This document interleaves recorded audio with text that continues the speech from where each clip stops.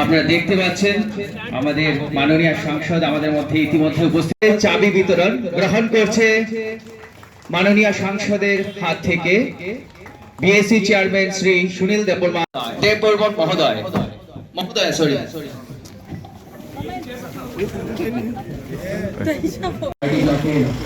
বিভিন্ন দুর্গম এলাকায় জল সরবরাহ করা অত্যন্ত কষ্ট कि आज एमपी लैड फंड से 2 टैंकर्स आए हैं हमारे उस इलाका में जहाँ पे पानी की बहुत कमी थी।